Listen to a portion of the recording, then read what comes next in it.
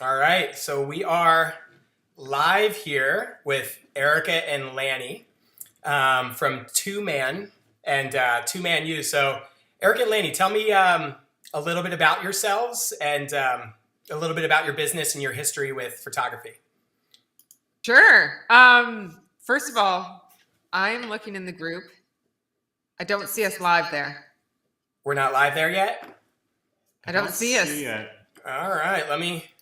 It's in the wedding photographer second shooter referral, right? Yep. Yeah. I keep on refreshing. Oh yeah, you're definitely showing up in our you're showing up in our other ones. So that one might just take a second because we're posting. Okay, so we're live somewhere. We're streaming from our Shoot With Me group, and then that streams into the wedding referral group as well. So okay, awesome. Okay. As long as we're live somewhere. We should be good. If not, I'll repost it. You know, I know how to take pictures, not do Facebook Lives. I know. Yep. Oh God, it's like a whole degree program stressful on thing. its own. Going live. Yep. You never have. Okay, so. But we're Erika and Lanny. What was the question? Tell us a little bit about just yourself. Who you are. Yeah. We're Erika and Lanny, and we live together here in Canmore. Well, we're married. We're married. We live married. together. Good for you. Still going, even after shooting weddings together. And we run a photography studio together, and we shoot weddings. And we shoot weddings. Yeah, we work. Yeah, work, live, cook, raise kids, travel. We do the whole gamut together. Yeah, and then we get our. Yeah. And so when did you guys get your start in weddings? Well, our very first wedding technically was 2008. Okay. That's right. Every one of us has that story. Technically, I shot my first wedding this time, but when I was really a photographer, it was this date. Right. Yeah. I wouldn't even know if I define myself as really a photographer yet, but we were in the field of photography before we got into wedding photography. We were doing outdoor adventure and sports photography. Yep. And then a friend asked us to shoot their wedding, which is a likely story that is very relatable for a lot of people, I'm sure. And then we realized that there's actually, you can make a living shooting a wedding, unlike being a climber, dirtbag, mountaineering, climbing, paddling photographer, where it's really hard to scrape any sort of money together. So that's how we got into it. Yep. Yeah. Yeah, and we got into it for the money. You can make money climbing if you get a Netflix documentary. That seems to be going well for climbers. But wedding photography is we weren't that good. A little bit safer, yeah. Yeah. So I'm going to tell the group. So I first heard about you because a friend of mine used you guys for her wedding and was like, "What do you think about these two-man characters?" And I was like, "They're pretty good. They take a lot of risks." I'm not a risk taker. I said they take a lot of risks, but you know they hit on their risk, and you know your photography was phenomenal. So they ended up, not because of me, but they ended up booking you for their wedding. So I met you guys out in Utah shooting my friend's wedding, and I clearly remember Friday night. Yeah, you showed up to just us hanging out, and I was like, "What are the photographers doing here already?"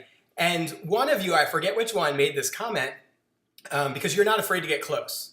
You made a comment and said, "We're kind of like BO. You notice us at first, but then you get used to us." And that proved true throughout the weekend. I remember I was a groomsman one time. I was watching the ceremony, and Lanny rests his lens on my shoulder to get like a shot. I'm like, "Oh, Lanny's there." But that's because he was extra comfortable with you. Yeah, I guess so. Yeah. And I mean, the fact that they were wedding photographers, right? Helps. And you're a wedding photographer, we knew we had the access. Yeah. With that particular group, but no, I'm not sure the BO analogy is the best one because I'm sure, Eric, it sounds like something you would say. Yeah, because I never got used to Lanny's body odor. Like, I wish I would get used to it, but I don't. But you acclimatize, you become desensitized. You still notice. Actually, I become like oversensitized. Right. But anyways, the whole idea is, you get used to us, you get used to our smell, you don't notice us as much anymore. Well, I feel like one of the most important jobs that we have to accomplish as wedding photographers, at least our approach to wedding photography, is we have to deprogram a lifetime's worth of training, right? Training all our life. As soon as a camera comes out, like life stops. We hold our breath. We smile. We say cheese. So we almost have to we have to go out of our way to work against that, to turn that off, so that people can just be real and have real moments and not be concerned about the fact that there's a camera. Yeah. And I will say, Mike, like that first night, especially, like Lanny and I both intentionally, when we first arrive with our cameras, we're not we're not cameras up right away, but as soon as our cameras do come out and we've said our hellos and we've, had a conversation, as soon as our cameras do come out of our bags, we intentionally get close right away. Yeah. Because it's always awkward at first, right? It's like your first kiss. Your first kiss is always going to be awkward. And then the next ones are going to be better. So I feel like once we get into that personal bubble, it's easier the next time. And it's easier for them because they're used to us there. It's easier for everybody around because everyone's seen that we're in that bubble and seen that we're comfortable there and knows that we belong there. So then when something does happen that's more emotive, it's not like all of a sudden we're up in their space. We've been there the whole time. And then the other side of that, Mike, like us consciously deciding to be there the night before, even though there might not be anything really important or really worth photographing, is just, it helps us achieve that friends with cameras vibe. Yeah. That helps us get the access that we're looking for. Yeah. Mm-hmm. So yeah. And do you find that does that pan out in your ability to capture moments unlike, because let's be honest, you guys might not admit this because you're humble human beings, but like the moments you capture are unlike any consistently capture, are unlike anything I've ever seen. So when I'm talking to a potential client or I'm in the timeline phone call, I tell them I'm going to capture authentic moments by putting on long lenses so you don't know I'm there. Where you guys are like, and they're like, oh, that's so good. Like, thank you. And so I'm like photographing these key things from pretty far away. And I've always wanted to like get up there like you guys, but I just haven't done it yet. But how do you find, so you have this like approach that happens, this trust building over time, people get used to you, you're in their bubble, friend with cameras. So I guess first question would be, have you always just shot that way? Or is it something you learned, to do over time? And then the other question would be, as the time goes on of the wedding, do you find because you've gotten so close for so long that now you are able to capture images that most photographers wouldn't even like dream getting close enough? Like photographing the ring exchange from underneath, like I couldn't even ever imagine myself doing that. Wow. Okay, that's an extreme example. That maybe happened like once. Before we answer this question. Yeah, and before we answer this question, full transparency, have we gotten too close at the wrong times? Yes. There is some big regrets that both of us have about getting too close at an intimate moment. But those are I would few say and far between. But they have happened, and it's important for the audience to know that. Like, it's important for them to know that we have crossed the line a few times. And hey, if you're gonna live on the edge, you might step across. The officiant at the ceremony out in Utah did say something to us afterward, like, "Man, those photographers got really close. This was a sacred moment." And Lanny's like in the creek, like trying to get a shot. Oh, I know. Yeah, and now, but again, I'll stress that was some extenuating circumstances given the client's split instructions to get those shots. So, but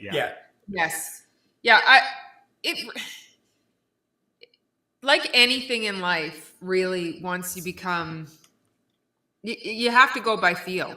Yeah. Right.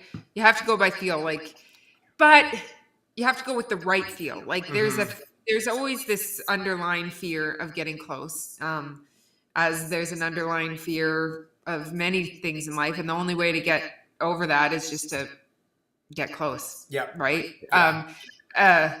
Well, and it is very specific, like your extreme example of photographing a ring exchange from close and down underneath. That's like, that wouldn't fly at many weddings, right?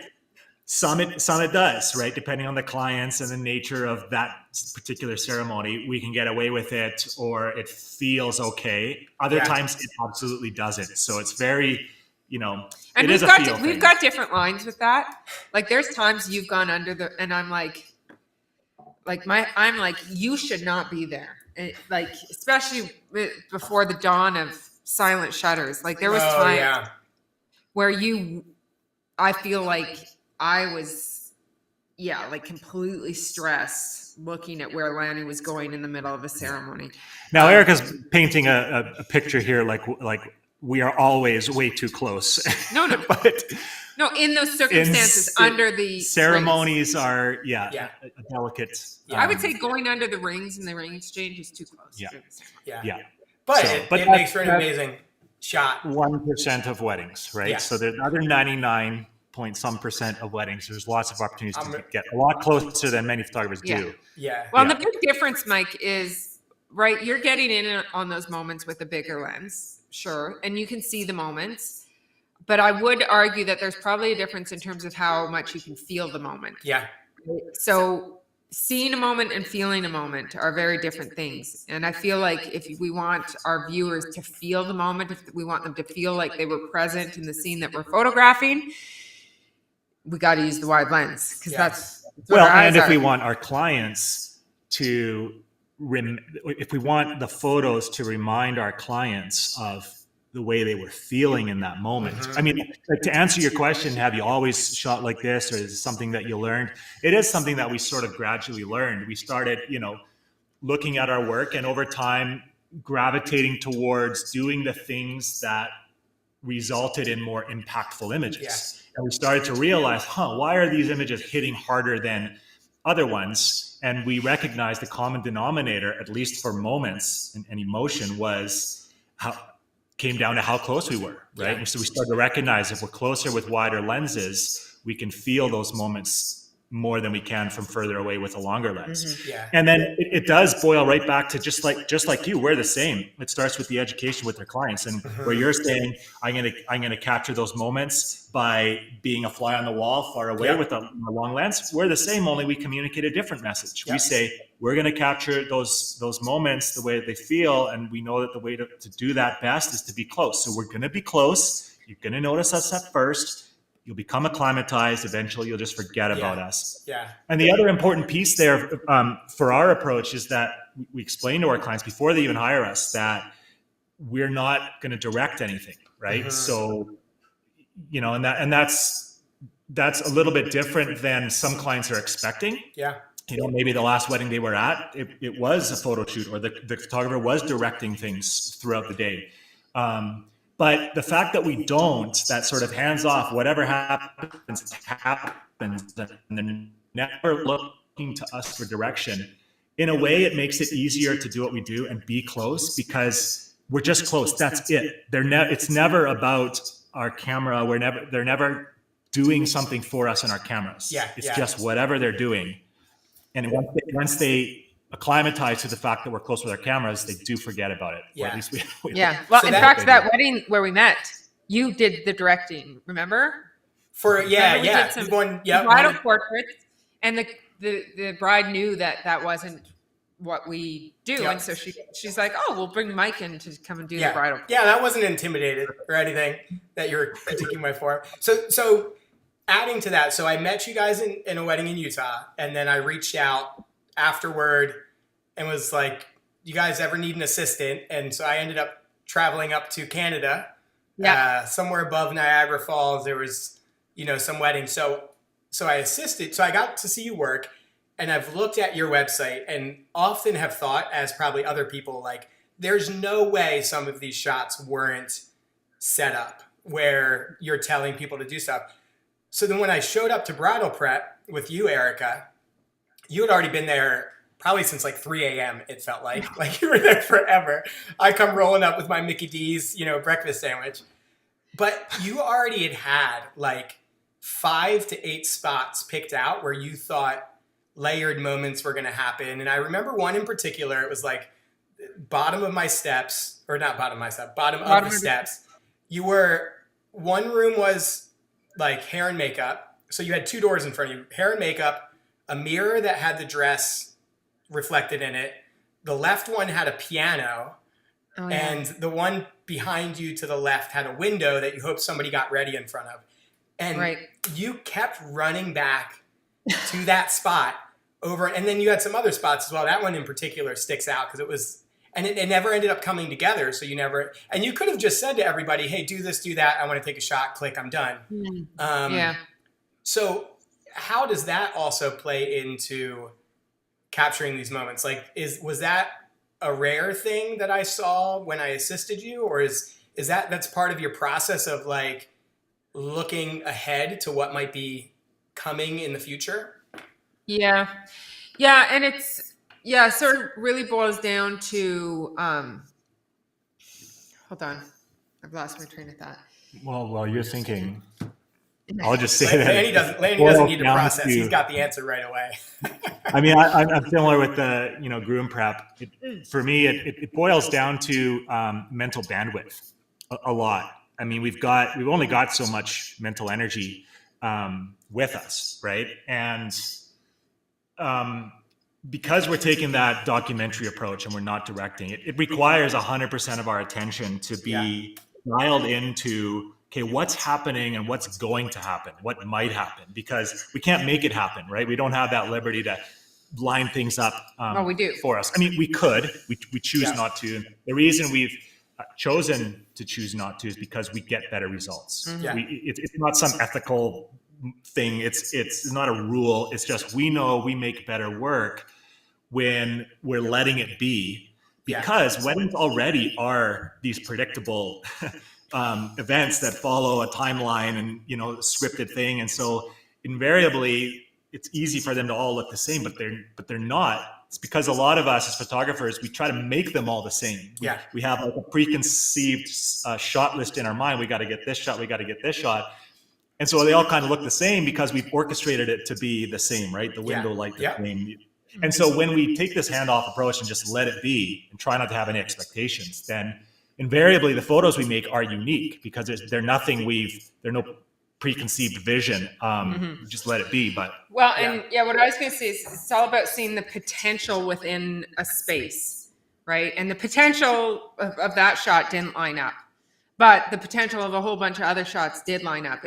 And like Lanny said about the mental bandwidth, like every single room, every single venue, every single human we shoot is uniquely different.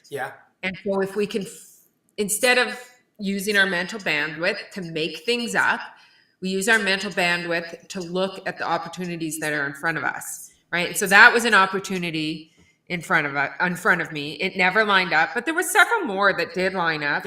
I think like the 3 things I was trying to line up didn't, but 2 things within it did, I believe. I don't remember how many lined up. I just remember you were ding, ding, ding, ding. It was like a lot lined up. Like at one point, the flower girl came and sat on the stairs. I remember that. Right. So I had the dress in the one room, the flower girl sitting on the stairs. Nothing was lining up on the left room, so I just eliminated that part. But I got the flower girl with the dress reflected, and it's so. And then what happens is when it does line up, or when something lines up, it's got that something special, that unpredictable part of it that we couldn't have made up. Like if we try to set it up, invariably it's going to look flat and lifeless. You're going to be able to tell because you're doing it for the camera. You can't, at least we can't direct that authentic, like this really happens. Sort of feeling that you get from an image that did really happen. And then the other thing that we learned, because you have to fight we have to fight that instinct to want to just, should I just ask them to move a bit, or and it's no hard and fast rule for us, but we've recognized that bites us in the ass 9 times out of 10 if we ask them to do that. It doesn't work out, or it would have been better if we just let it pan out the way it would have. And we're working against ourselves, because as soon as we start to interject at all, we're training them to look for direction from us. And we're trying to like set the precedent so that we're not getting grip and grins all day, so that they're not looking for direction from us all day. So you got mom going, to, hey, little Davy, look at they're taking a photo. Look at the camera. Oh, God, that drives me nuts. Can you I'll guys? often tell, like when I show up to guys, if they ask me, you know, like how does this work, Mr. Photographer? Like, Yeah. what do we do? Do nothing. I tell them, guys, I got no rules. My only rule is just don't look at my camera. Yeah. And you're never in my way. Yeah, totally. I tell that to people all the time. They're like, "Oh, let me get out of the shot." I'm like, "You're a part of the family." No, you are the shot. You are. Sometimes they'll get out of the shot, and I'm like, "Please, why didn't you stay in the shot?" They notice me, and I wanted them. Can you guys expound a little more? I don't know if this is just a personal struggle of mine or if this is photographers in general, but you had mentioned energy conservation, like where you're putting your energy. So going back to the Utah wedding, it was. You showed up on a Friday, shot all the way through Saturday.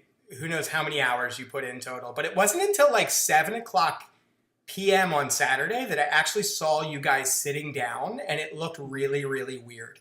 I was like, they've been nonstop and it was just interesting. You were like eating your meal, which is a good reason to sit down. Yeah. But like how... with the energy, and this is talked about in Two Man You about like the energy triangle a little bit, but like I don't prefer having assistants sometimes or seconds if it's like a mental energy drain. There's some that boost my energy, some that drain, and I'm just always thinking about energy throughout the day. How do you keep that up, that you're just not fried by like middle of it? Because you guys go your old workshop used to be called Balls Out, right? Mm-hmm. Was that? Yeah. Yeah. Like, and that was so true.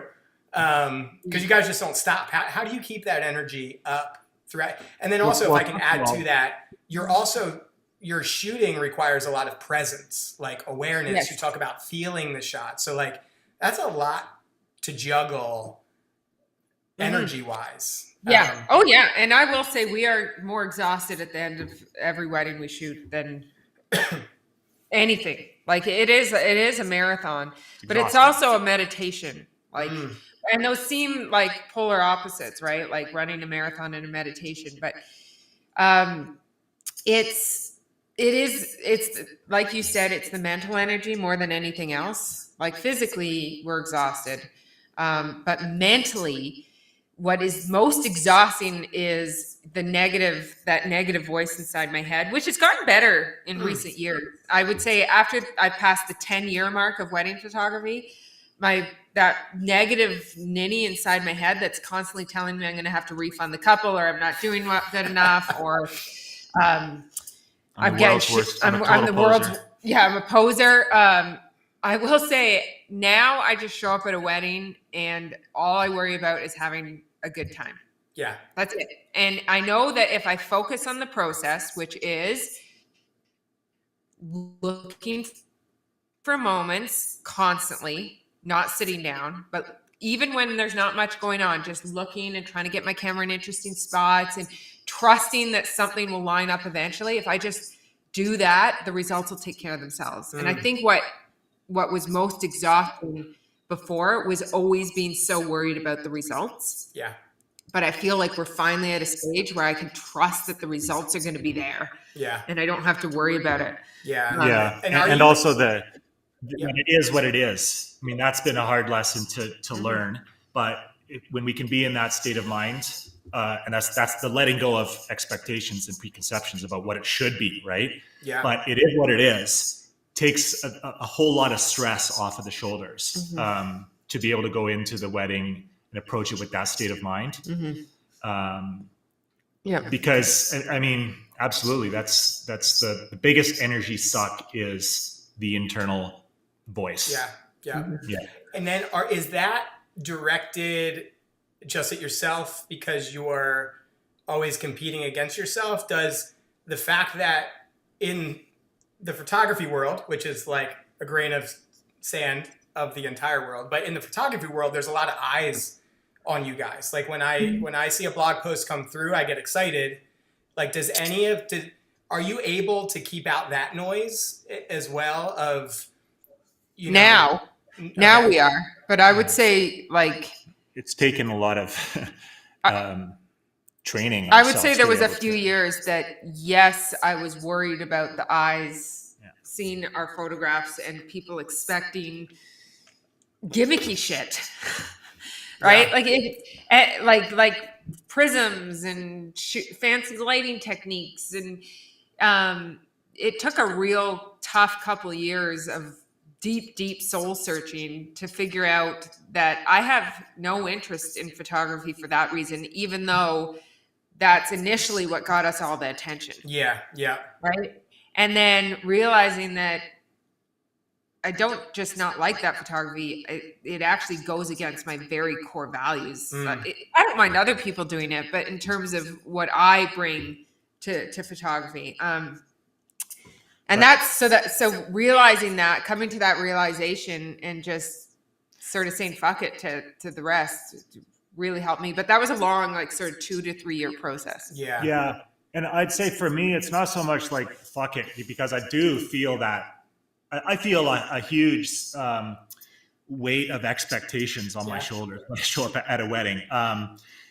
And truthfully, not just for the clients, right? Just knowing there's going to be a lot of eyes on the work we make here. And so for me, it's more of, it's not that I don't feel that anymore and I'm just like, fuck it, I don't care. It's, I've learned to trust that if I do the best work I know how to do for these clients, if I kick out for these clients, and I've learned to trust the things that lead to the best work I can make, then the results will take care of themselves, right? If I make the work we're capable of making for our couple, our clients and their family, then if it's good work, it's good work. And then whoever else sees it, hopefully will appreciate it too. Yeah.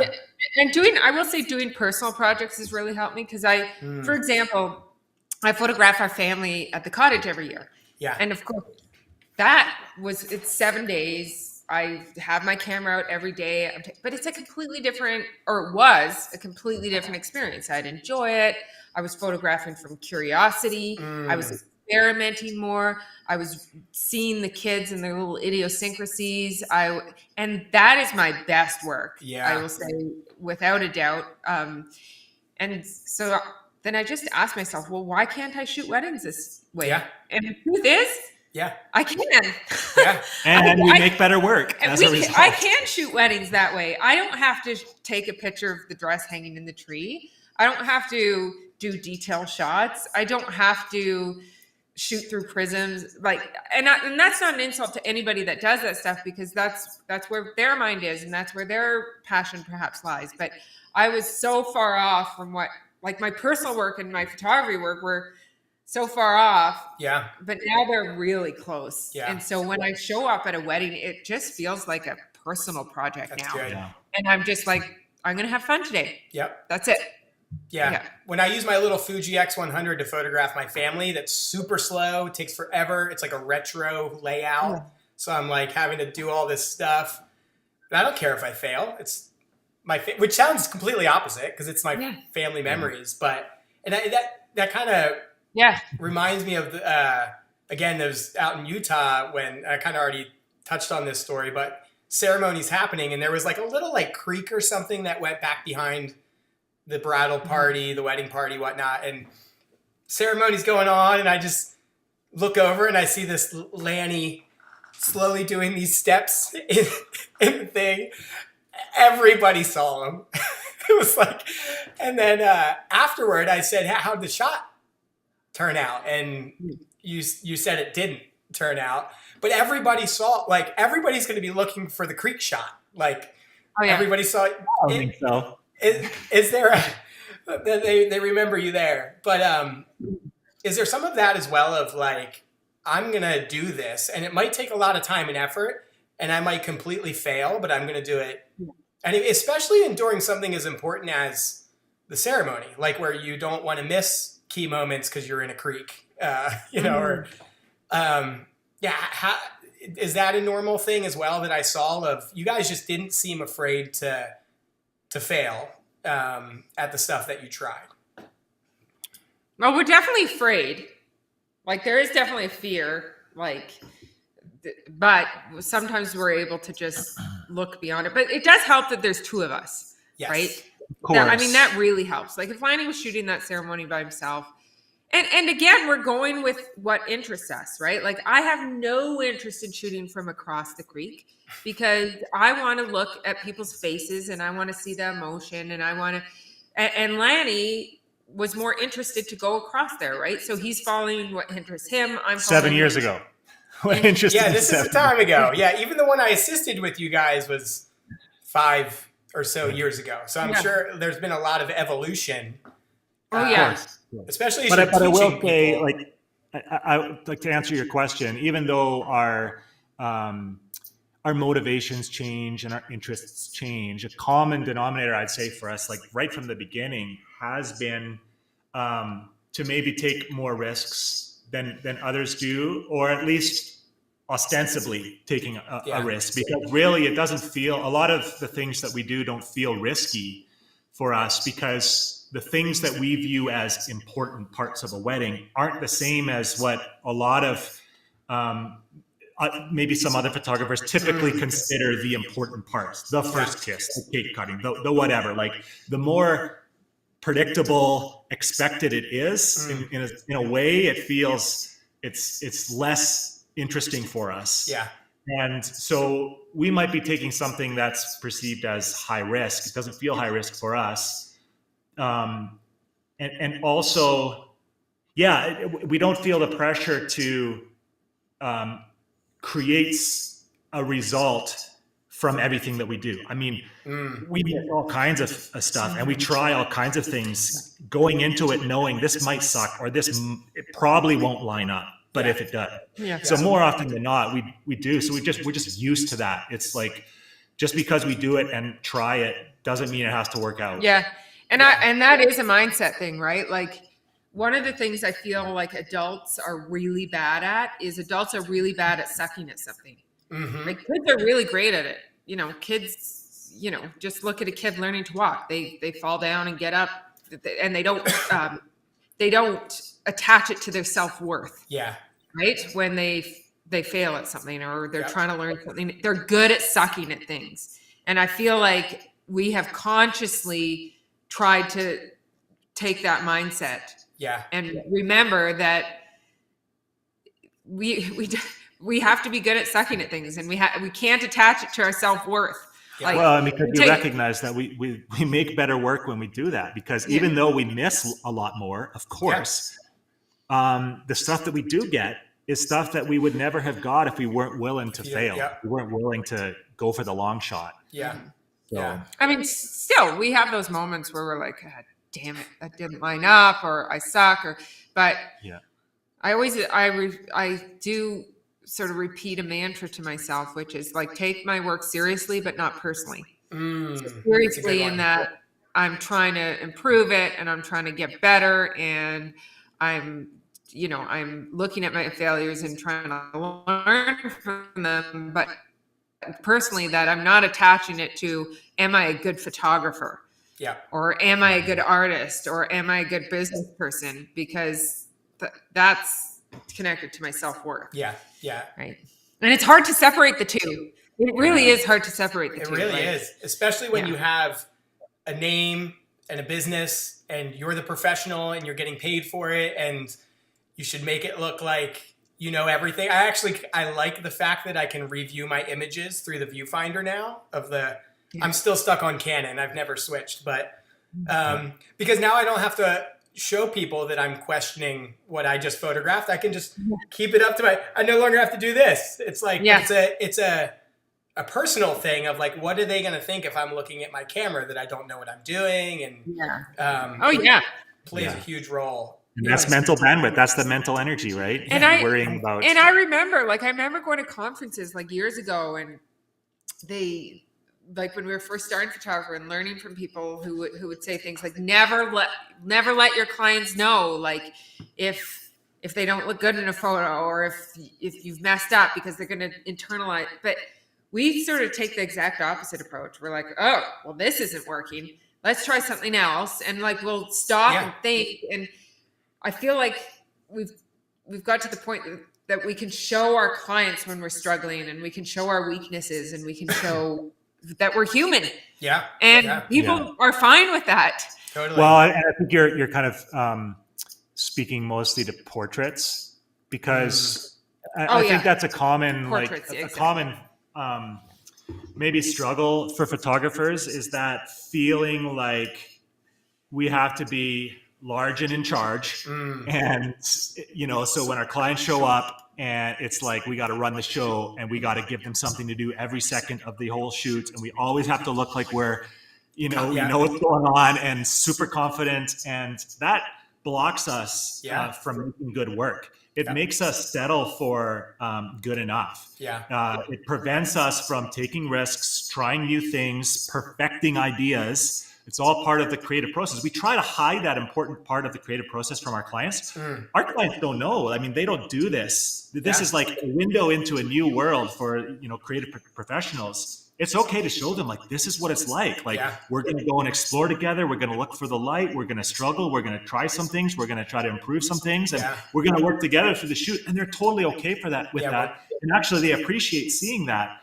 It doesn't have to be like a one-click boom. Yep. You know? We're on. Got it. Perfect. Because I've said perfect before and it sucks. And I'm like, let's just move on.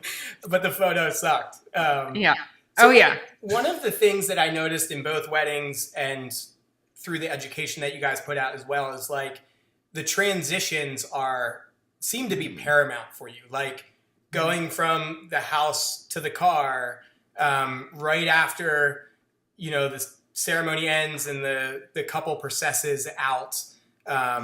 Those like first hugs and interactions and things like that. And so on the one side, talking about portrait time, there's these like high pressure times where transitions are super low prep. Most people just kind of go with the transition and put their camera away. But when I was assisting you guys, I remember you saying how important transitions are. Like, lug my crap, because I don't want to miss what's happening from here to here. So I'm like, seemed like I was mostly lugging Erika's crap. I don't know, Lanny. You just didn't seem to have as much crap. Yeah, and you always gave her priority. You always gave her priority on lens selection too. We're like, okay, I'll stick with the 135. You take this one, hon. But yeah, smart man. That was something. But we do tell our assistants that exact thing. Like, sorry, dude, but your most important job today is to lug our shit, because seriously, those transitions are important. It is the most common part of the day when photographers do put their cameras down, because we're thinking about what's next.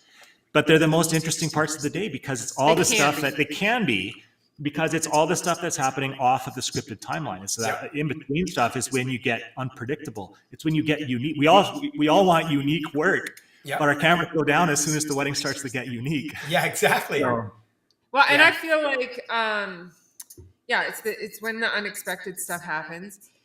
It's, oh God, why does this keep on happening? What? I had like a really good thing to say, and now it's Lanny and I just won't shut up. What's that?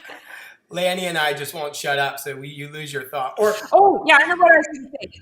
Okay, so when there's like a client that is like, you know, we have a whole range of clients on a whole different range of emotional spectrums, right? Like when we have clients that are super energetic and expressive with all their bridesmaids and stuff, and then we have clients that are really quiet and more introspective and maybe a little bit more introverted. Like when we have those clients, Lanny and I will constantly remind ourselves of transitions, because especially with the clients that are more self-conscious about photography or more reserved, it's the transitions, because they're focusing on something else, right? They're focusing on getting from A to B. Sometimes, they're the moments that they have with their parents. It's right? and sometimes it's when they are the most themselves, because often our clients, they're not themselves on their wedding. I mean, weddings are so far removed from every other day of their life. It's like they're not that way normally, but those transitions are the moments when you can catch the real them, like when they do the little things that they do when they're not getting married. And do you ever find yourself putting something down, and then I feel like I remember one of you saying you have like a number one regret of something that you missed It might have been in Two Man You that you talked about it or something like that. But do you ever find yourself just skipping the transition by accident, or is it just so in your mind of like Erika, you're talking about like mantras? Yeah, we do find ourselves still putting our cameras down all the time because it's human nature, right? We often find ourselves partaking in the moments or partaking in the transitions instead of photographing them. But we're also humans. And, you know, I have said this, there's no photo that I can think off the top of my head that I regret taking or regret not taking. Not getting, yeah. I think it was There are a some Lanny photos story, that I if I regret remember. taking. There are some photos I regret taking because I've taken that mantra too seriously because we're humans first, right? Like, and I got like, yes, photograph the transitions, but if like, I'll give you one example where I really regret taking this photo is the bride fell in the middle of her first dance. And it wasn't a comical fall. It wasn't a funny, She was embarrassed. She was embarrassed. And I took photos, like, and I really could have just put my camera down and helped her up. Right. And same with Lanny, like when I see him putting his camera down and helping like the mother-in-law across the aisle to get to her seat, I think that's beautiful, right? Like there's moments to step in and be human, and then there's moments to step back and have that camera up. And you kind of got to go with feel on that. Yeah. But I would say most photographers should have their cameras up more, including us. Yeah. And you actually said feel a couple times, and if you can like unpack that a little more, where you said feeling a photo versus seeing a photo. Like what does that mean to you guys? Oh, that's a good one. Well, for me, a lot of it has to do with being present. So when I'm documenting whatever, getting ready, let's say, and so I'm in the space with the guys. There's a difference between being there as a photographer with my camera and being there as a present human observer. Like it's a mindset thing, but I've noticed, and this is like a conscious thing that I have to do. I have to like turn the switch on, and for me, to like connect, to really be there. And this was a big shift in my work early in our career. I started to realize that the work I was making felt soulless to me. I was looking at them, and sure, it was eye candy, and photographers thought it was cool, but it wasn't doing it for me. They were falling flat, and I started to recognize what's missing is the soul, because I wasn't there. Like I wasn't there present. I was there trying to do cool things with my camera, but I wasn't really there dialed into the energy in the room. So I started to learn how to do that, to just be there as an observer and really pay attention, I guess, to the feeling, the vibe of the room, you know, the really seeing and listening and hearing everything that's going on around me. And then that guides where I go with my camera, right? And it's a shift, and I make better work, and the photos mean more, and they have more feeling, because I was feeling the situation versus just looking at it. Yeah, and I'd say the difference, I wouldn't say the difference is between seeing and feeling. I would say the difference is, I'd say if you're truly seen, that's the same as feeling. But I would say there's a difference between looking and seeing. So like look, and we get distracted as photographers, we get distracted by pretty, and we get distracted by gimmicky camera techniques. So I feel like when we're going in with preconceived shot ideas, or looking at the surface, like, oh, I got to get this bouquet shot. Whereas seeing, like Lanny said, requires just letting the story guide your photos. Yeah. And so that's the big difference, is there's photographers, and we've done this as well, they let their photos guide the story. Or their techniques, or their lighting. Sorry. Okay, so Yeah, I'm doing the middle thought, and then you cut me off. I'm trying to supplement. I know, but it's not helping.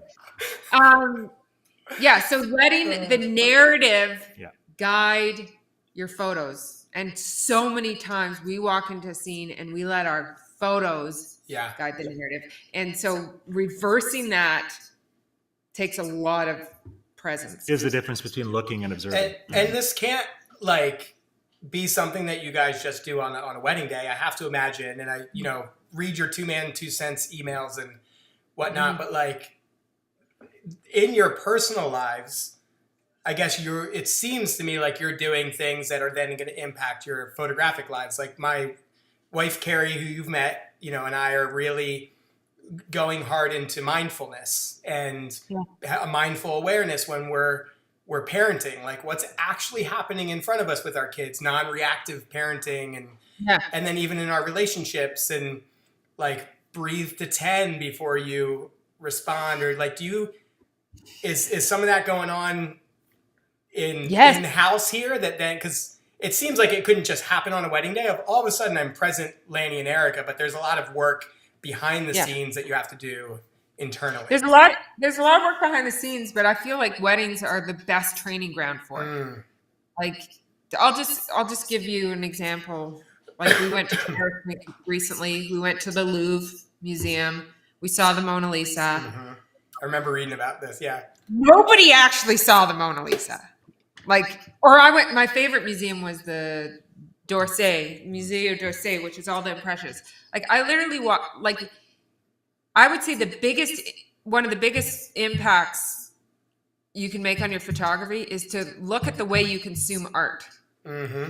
Like look at the way you consume photos. Do you sit and appreciate them and study them and stare at them, or do you scroll by them and click the heart button? Right? Because that's what I saw in this Museum d'Orsay. Everybody was taking selfies. There was one man that stood in front of one painting for 45 minutes. He was the only one there that was truly appreciating the art. And I bet you as a result, he's a way better artist. And so and society is working against us in this regard hugely. So it's a very hard practice, but if you're conscious of it, that's the first step. Yeah. Right? It's very mindful awareness of what's going on around you is extremely, extremely difficult. And a couple of the books I read, they say it takes 10, 15, 20 years sometimes of continual mindfulness practice to kind of rewire your brain. And we have everything in society throwing distraction it's at not us. Just mindful awareness of what's going on around you. It's mindful awareness of what's going on in here. Recognizing those times when things are spinning out of control in here. And but I'm reading this book right now called Stolen Focus, which is really good. And it's about how our ability as a species to focus in today's climate with Instagram and Facebook and texting and emailing and being available at a moment's notice. I think the stat he gave is that our kids age, switch between 3 tasks in 1 minute on average in their waking hours, and adults, they switch between tasks every three tasks every 3 minutes, which I can totally relate to. Right. So I feel like as I was reading this book, I was like, how lucky are we that we get to force ourselves to focus on one thing, not every weekend, but every couple weekends at a wedding. Like, I feel like that is a huge gift to us because I don't have my phone. It's a forced practice of focus. And yes, we try and practice it outside of weddings, but weddings is the best training ground for it. Yeah. It really is. Yeah. The phone's away. We've got one sort of rectangle, 2x3 rectangle that we're focusing on. Yeah. And it's hard, but what an amazing practice. It really is. And you guys, so again, going back to helping you with one wedding and, being at a wedding. So you're present with the moments that are happening around you and like trying to focus in on that and be aware, feel the mood, all of that sort of stuff. But then you also have the dynamic of both of you capturing this wedding. And I know there was a couple times where it was, you would look at Lanny or Lanny would look at Erika, and it was like, all of a sudden, you know, you're putting the camera down and grabbing a light and running. And now, so Lanny's holding a light and you're shooting a moment. And in my mind, I'm like, that blows my mind, because I would say, let's both photograph the moment and then hope the lighting is good enough. But even that synergy, how do you guys balance that throughout the day? I think it would surprise a lot of people to see, it surprised me at least, to see one of the two of you throughout the day, oftentimes holding a light for the other. Mm-hmm. And that's not during like just portraits, but it was even during first dances or speeches or stuff like that. Yeah. How do you keep that synergy and awareness between the two of you as well, that you're able to say, I'm going to put down my camera right now because us as a team are going to make this photo better than if we're both just photographing it solo? Well, typically for us, that kind of thing is only happening like from the reception on. Gotcha.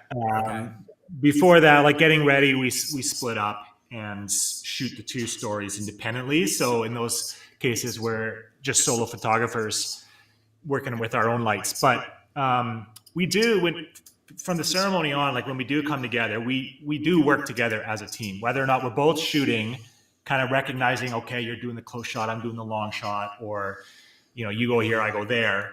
But we find that when the reception starts, from that point forward, we're usually making our own light for everything, unless it's still like super bright. Yeah. Typically, when we go inside and it's dark, we know we can make better light than whatever the ambient light is. So, and we recognize that there's a lot of those situations. Speeches we tend to both shoot because we can get different, you know, reactions, and in those cases we can manage our own lights. But for dancing, we recognize that we can make better photos if one of us is dedicated towards making the best light we possibly can, and the other one's dedicated to making the best composition we possibly can. If we're both out there trying to make compositions, we find that we're stepping on each other's toes, we're getting in each other's ways, we're too much, right? It's too much for two photographers. But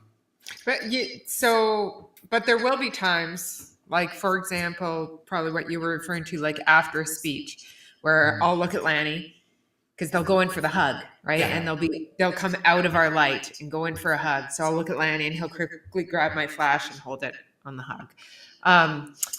And there are times where we can look at, and that is the benefit of learning this craft together. Like we started learning photography together. And so we'll often walk into a room, see the same potential, see the same, in terms of technical things I'm talking about here, not necessarily the more present stuff that we were talking about earlier, but we'll see the same. We would expose the shot the same way. We'd both put the light at the same angle. So we've got that benefit of having, and we both see the world very similarly in that regard. Super helpful. So we only got a couple minutes left. It is very helpful. We only got a couple minutes left, and I just kind of popped in my head. So you guys do two-man education. You've done your workshops around the world. And I personally teach business workshops and stuff as well. And I've found that through education, through teaching, I learn way, way more than I give out, because I have to really think through what I'm saying. People give feedback, like all of this sort of stuff. So kind of just ending on a fun one. What are some things that so many people learn from you, but what are things that you've learned through being a teacher to hundreds of photographers? Well, the first thing that comes to mind for me is exactly what you're saying. Like, you become better. The best way to get better at something is to teach it. It's taught us what we do. Like we've learned it forced us to distill what we do and look at, okay, like, what are the common ingredients here? Why is this working? And as a result of that exercise, like really digging into it and figuring that out, we've, stumbled onto these things that help us do what we do that maybe we would never have figured out, if not just how to articulate it, but even just to recognize it. And recognizing it has helped me, because these are the things that we focus on when we do what we do now, because we've done what was required to do in order to see it, like, oh, that is why, it's working or not working. Yeah.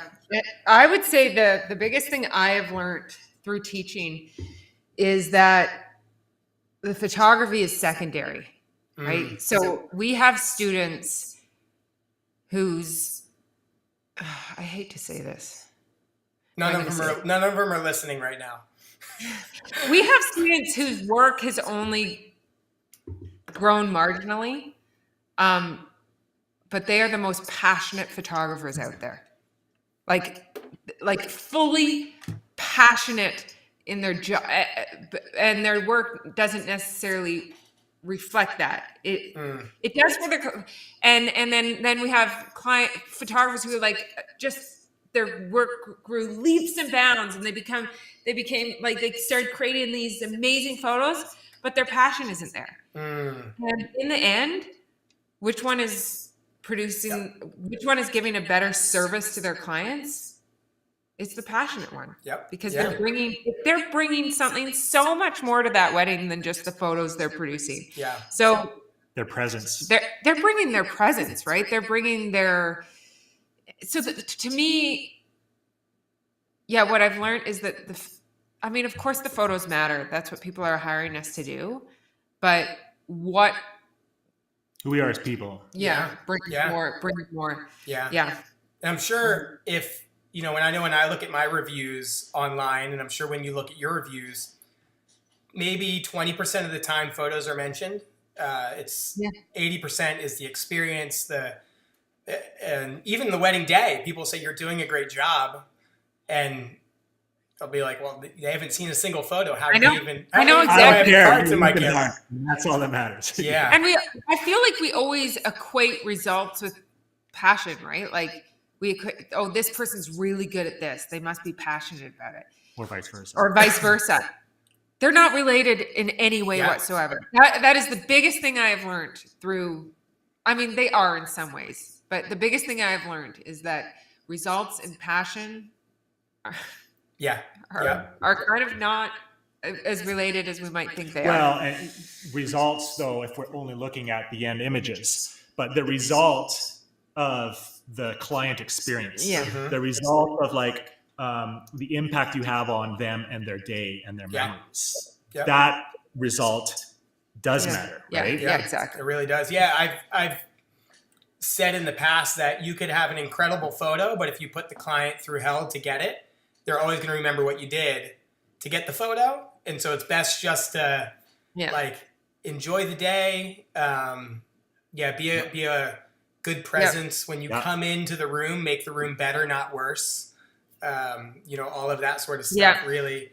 And then just enjoying what you're doing just makes life better as well. Like rather than going and dreading every wedding that you're shooting. And it definitely speaks through the images that you guys produce, and what I've seen in knowing you and looking at your work and stuff like that is, it's not a formula. There's a presence, there's an awareness, even in all the Mann's around the world photos of your travels with your kids, of living life in presence. So I thank you for that. I think you guys are making the industry better on not just a photographic level, on just like a human level of like, this is what we get to do. And it goes deeper. And that's what I love about your education. It's not, we do this, here's how to mimic it. It's more of a, here's the state of being to be able to produce images, and the images that you should produce should be different than the images I produce, because like you said, everybody's unique and different. Every wedding's unique and different. And when you can start to get to that more internal and mental game, which I don't think a lot of, in the photo industry, a lot of people are speaking on.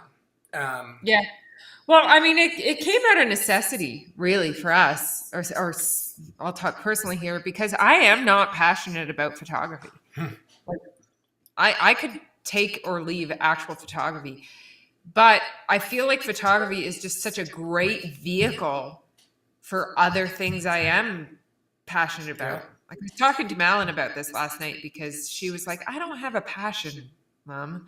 Like, Timmy's got his music and my friend's got her swimming. And I'm like, oh, yes, you do. It's just that it's not an obvious. It's like mine. It's like my passion is, you know, I can't even label it, but it's something I bring to every element, whether it's photography or parenting or being a good friend or, you know, and we often define passions as things as opposed to mindsets. And so really, photography is just a vehicle for learning so many other things. It's a great way to look at it. So thank you guys for this time. This was awesome. So we'll thank you for having us. Thanks a lot. Appreciate it. We'll reconnect again in a couple months and keep picking your brains because you guys are a wealth of information. But I liked this first one. I wanted to kind of get below the surface to the more philosophical. We could look at your pretty images all day and everything, but well, and if anybody listening is interested in learning more, we've got a whole bunch of free workshops. You just have to look up Two-Man Workshop. That's what it's called, right? Workshop. Two-Man Workshops on Facebook. It's a group. There's a whole bunch of free workshops under the guide section. We try and pack as much value into those as possible. So they're a really cool community. And thank you for that as well. Because if people can't go for Two-Man you have loads and loads of education. You guys are givers. Well, thank you for creating Shoot with me. I've heard nothing but success stories from people using it. So it's a great thing for our community. Excited about it. So thanks for your support in there. I got my little shirt on there. Brand representation. So well, you guys have a good rest of the day. Thank you so much for connecting. Thanks, Mike. You too. I'm sure a lot of people gleaned a lot from this. Have a good one. You too.